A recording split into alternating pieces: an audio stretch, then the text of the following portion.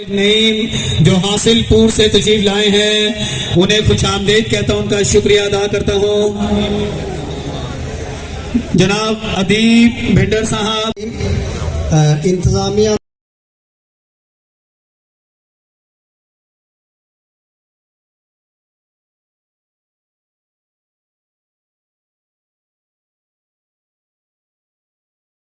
आरज़ू का कोई सलीका है, आरज़ू का न बंदगी मेरी बंदगी है, ये सब तुम्हारा करम है आका। के बात अब तक बनी हुई है,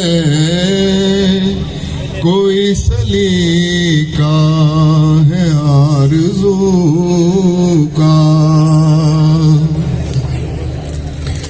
तजल्लियों के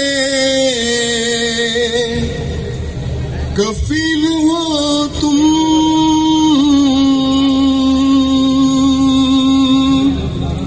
मुराद कल्बे खलील हो तुम।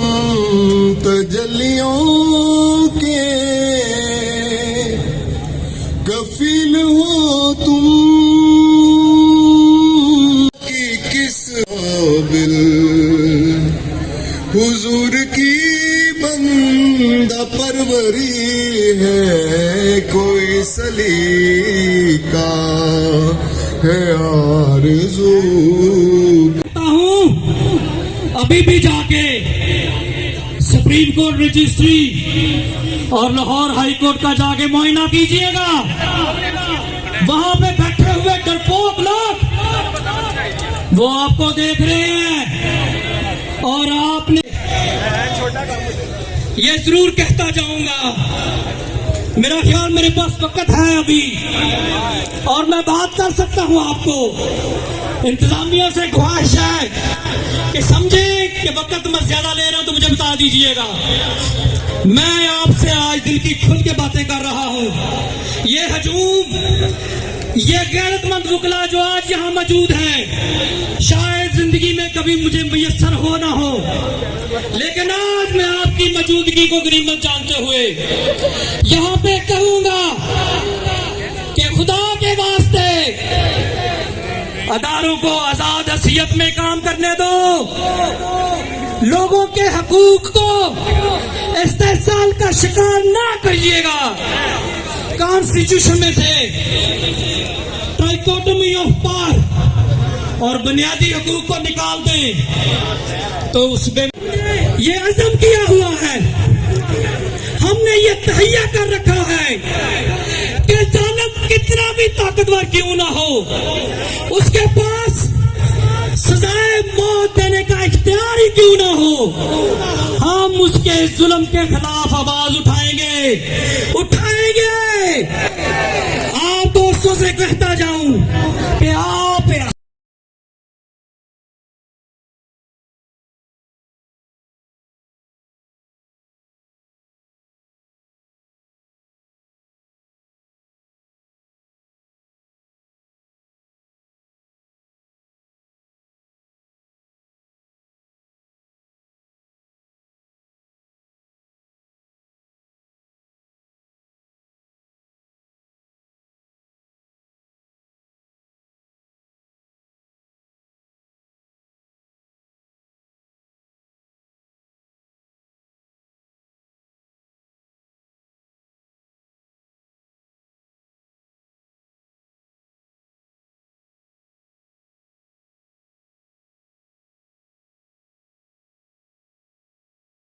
पर बैठ जाए, और जब इमरान खान साहब स्टेज पर तशरीफ लाएंगे, पुरजोश तालियों से, पुरजोश नारों से उनका इस्तकबाल करेंगे।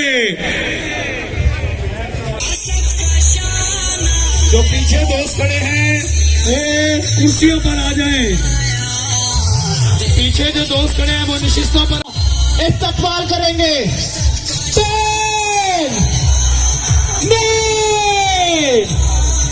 8, 7, 6।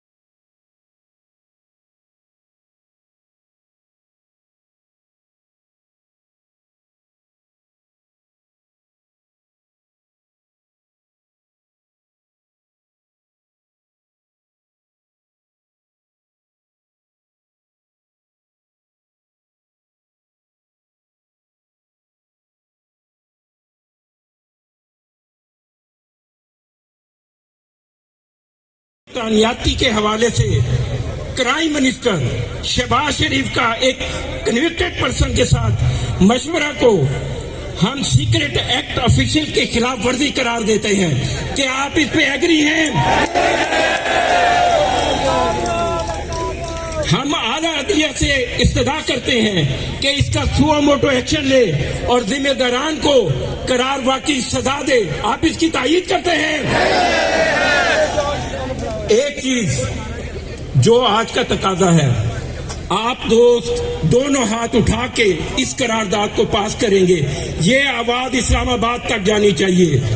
हमारा ऑल पाकिस्तान लॉयर्स कन्वेंशन का मुतालबा है, हम करारदाद पास करते हैं कि जनाब चेयरमैन तहरीक इंसाफ इमरान खान के खिलाफ जो कंटेम्प्ट ऑफ कोर्ट के हवाले से प्रोसीडिंग चल रही है वो फौरी तौर पे वापस ली जाए।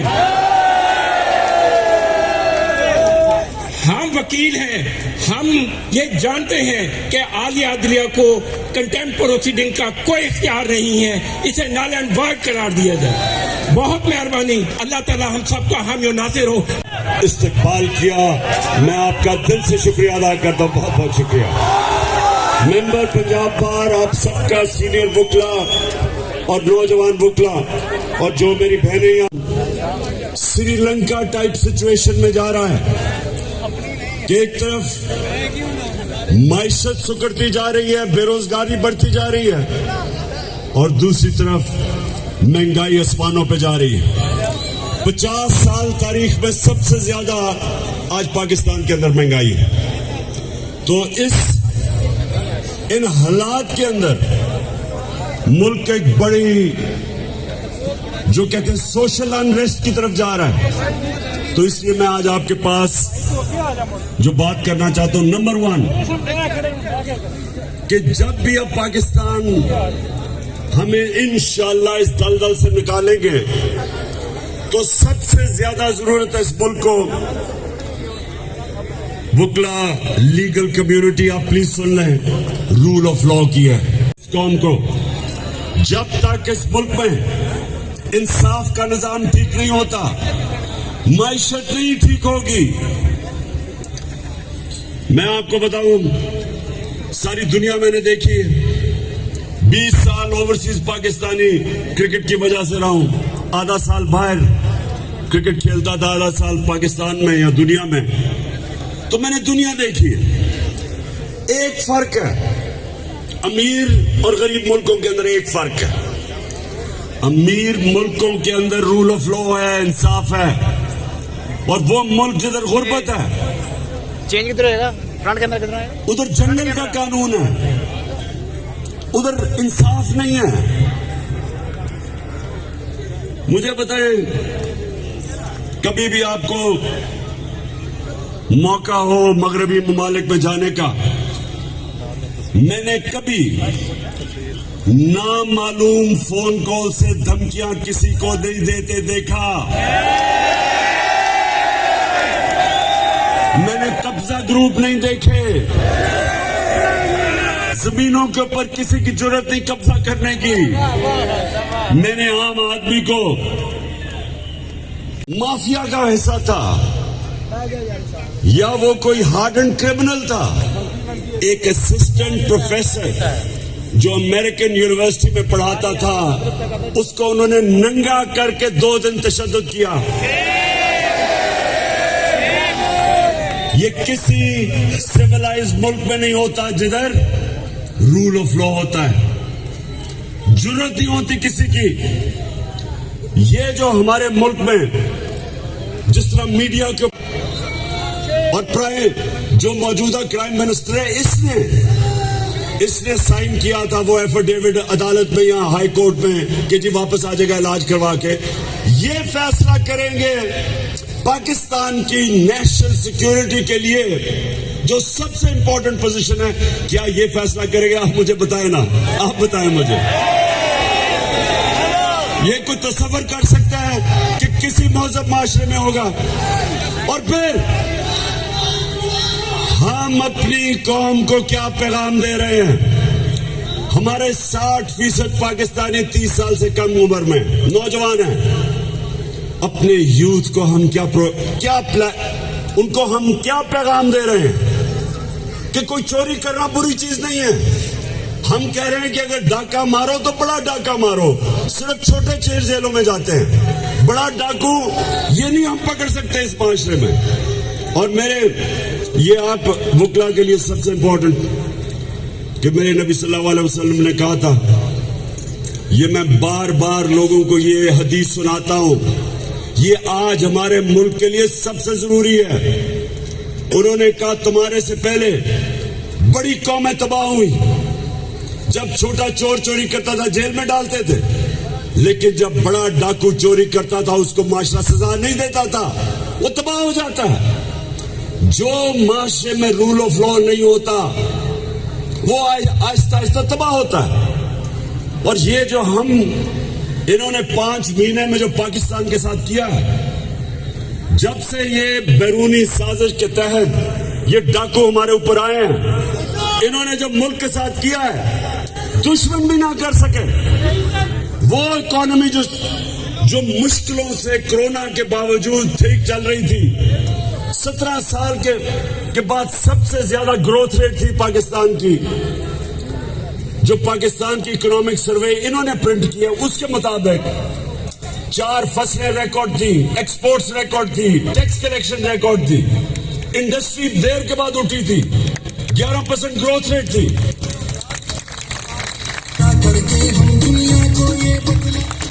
तो कैसे ये चोरों के ऊपर मुसल्लत किया? मुल्क की इकोनॉमी का भी बेड़ा गर्क, बेरोजगारी आज बढ़ रही है। फैसलाबाद जिधर मजदूर नहीं मिलते थे, आज 20% टेक्सटाइल इंडस्ट्री बंद हो गई है। किसान आज इस्लामाबाद में पहुंचे हुए हैं। किसानों के ट्यूबवेल के रेट आसमानों पे, खादों के रेट आसमानों पे। आज पाकिस्तान की फूड सिक्योरिटी का मसला बना हुआ है और सिर्फ इनको फायदा है क्योंकि इन्होंने आते साथ ही नैब की अमेंडमेंट करके अपने सारे अरबों रुपए के करप्शन के इनके केसेस खत्म हो रहे हैं। दूसरी दफा पहला एनआरओ मुशर्रफ ने दिया था और अब ये दूसरा एनआरओ लेके अपनी चोरी खत्म कर रहे हैं और मुल्क का बेड़ागर कर रहे हैं। इसलिए मैं आज आपके पास आया था और मैं ये चाहता हूं कि देखिए आपका बहुत बड़ा रोल है, आपकी जिम्मेदारी है इस मुल्क के रूल ऑफ लॉ के लिए खड़ा होना। इतना बड़ा जुल्म हो कि आपके सामने इनके अरबों रुपए के केसेस माफ किए जा रहे हैं। हमारा सुप्रीम कोर्ट के अंदर मेरा केस पड़ा हुआ है, ये नैब ऑर्डिनेंस जो नैब की अमेंडमेंट के खिलाफ। लेकिन मुझे अपनी पाकिस्तान की वकला कम्युनिटी की जरूरत है अपने मुल्क के लिए।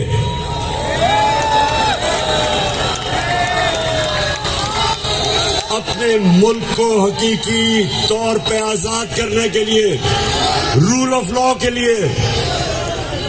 रूल ऑफ लॉ, इंसाफ। जब हजरत अली रज़ी अल्लाह ताला ने कहा था कुफर का निजाम चल जाएगा, लेकिन ना इंसाफी और जुल्म का निजाम कभी नहीं चलता। इस मुल्क में मुझे लोग कहते हैं जी कैसे आप पाकिस्तान को इस दलदल से निकालेंगे। मैं आपको गारंटी करता हूं कि जो बैरून मुल्क पाकिस्तानी है, 1 करोड़ पाकिस्तानी बाहर है, एक दफा यहां हम अपना कानून ठीक कर दें, हम रूल ऑफ लॉ इंपोज कर दें, कॉन्ट्रैक्ट इन्फोर्समेंट कर दें, मैं आपको कहता हूं कि सिर्फ 5 लाख ही बैरून मुल्क पाकिस्तानी इन्वेस्टमेंट कर दें, आपको IMF की जरूरत नहीं पड़ेगी, आपको किसी से भीख मांगने की जरूरत नहीं पड़ेगी। आपका वो जो अभी शहबाज शरीफ जिधर जाता है हाथ आके फैला देता है, वो है तुम्हारे पास? जिधर जाता है पैसे मांगता है और कोई पैसे देने के लिए तैयार नहीं है। आपने वो देखा था मेरे बुकला, आपने वो देखा था कि वो जो सेक्रेटरी जनरल यूनाइटेड नेशंस का आया है एंटोनियो गुटरेस, उसका बाजू ही पकड़ लिया इसने। कहता कि अगर आप हमें पैसे देंगे तो मैं और मेरे मिनिस्टर आपको वादा करते हम चोरी नहीं करेंगे। कभी सुना ये? कभी मुल्क का प्राइम मिनिस्टर ऐसी बात करता है? और वो गुटरेस को, वो सेक्रेटरी जनरल को पता था कि 60% इनकी कैबिनेट जमानत पे है, करप्शन के केसेस पे है, प्राइम मिनिस्टर खुद जमानत पे है। तो मेरे वकील, आपने आज वादा करना है, मैं जो अब इस तारीख में निकल गया हूं, मेरी हफ्ते से ये तारीख शुरू हो जाएगी, आपने मेरे साथ निकलना है जब मैं आपको कॉल दूं इस मुल्क को हकीकी तौर पे आजाद करने के लिए। और मैं अपनी सारी कौम को आज आपके सामने कह रहा हूं कि आगे से जो भी आपको नामालूम नंबर से टेलीफोन करके धमकियां दे,